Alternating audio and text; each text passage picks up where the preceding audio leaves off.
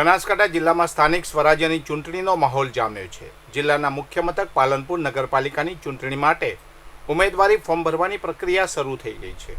આ પ્રક્રિયા અંતર્ગત આજે કોંગ્રેસ અને આમ આદમી પાર્ટીના ઉમેદવારોએ પોતાના ફોર્મ રજૂ કર્યા। પાલનપુર પાલિકાના વોર્ડ નંબર 1માંથી કોંગ્રેસના ઉમેદવાર રાજુભાઈ ઝાલાએ પાલનપુર પ્રાંત કચેરીમાં પોતાનું ઉમેદવારી ફોર્મ રજૂ કર્યું। આમ આદમી પાર્ટી તરફથી વોર્ડ નંબર 3માં દીપક કુમાર વૈષ્ણવે પોતાનું ઉમેદવારી ફોર્મ જમા કરાવ્યું હતું। થરાદ ડીસા હાઈવે પર 4 રસ્તા નજીક એક સ્વિફ્ટ કારનો ગંભીર અકસ્માત થયો હતો। આ ઘટનામાં જ કાર ચાલકને ઈજાઓ પહોંચી હતી, જેને તાત્કાલિક સારવાર માટે હોસ્પિટલમાં ખસેડવામાં આવ્યો હતો। અકસ્માતને કારણે થોડા સમય માટે અફરાતફરીનો માહોલ સર્જાયો હતો। પ્રાથમિક માહિતી મુજબ 4 રસ્તા બાજુથી ડીસા તરફ જઈ રહેલી સ્વિફ્ટ કારના ચાલકે અચાનક સ્ટીયરિંગ પરનો કાબુ ગુમાવ્યો હતો। કાબુ ગુમાવતા કાર હાઈવેના ડિવાઈડર પર જોરદાર અથડાઈ હતી અને ત્યારબાદ બાજુમાં દૂર જઈને પડી હતી।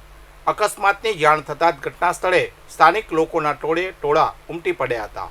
સ્થાનિક લોકોના જણાવ્યા અનુસાર હાલમાં આ વિસ્તારમાં ગટર લાઇનનું કામ ચાલી રહ્યું છે, જેને કારણે રોડ પર રેતીના ઢગલા પડ્યા છે। આ રેતીના ઢગલાને કારણે રસ્તો સ્પષ્ટ દેખાતો ન હોવાથી આવા અકસ્માતો બનતા હોવાનો આક્ષેપ કરવામાં આવ્યો હતો।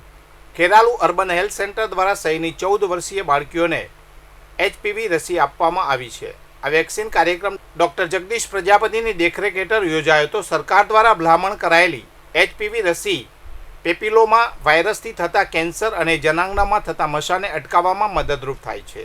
આ રસી શાળાની 14 વર્ષ સુધીની બાળકીઓને તેમના વાલીઓને મંજૂરી મેળવીને આપવામાં આવી હતી। આજના કાર્યક્રમમાં કુલ 90 જેટલી બાળકીઓને રસીનો લાભ મળ્યો હતો।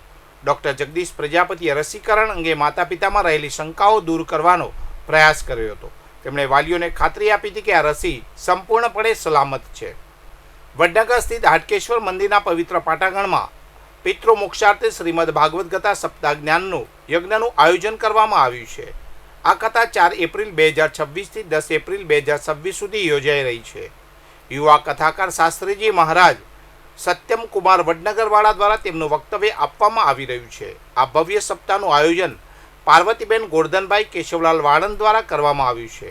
કથામાં જન્મથી લઈને મૃત્યુ સુધીની જીવનયાત્રાનો સારગ્રહિત સંદેશ આપવામાં આવી રહ્યો છે, જેમાં પરમપિતા પરમેશ્વરની અનુભૂતિનો અવલૌકિક સ્પર્શ અનુભવી શકાય છે। સપ્તાહના પ્રથમ દિવસે ભવ્ય પોથી યાત્રાનું આયોજન કરવામાં આવ્યું હતું।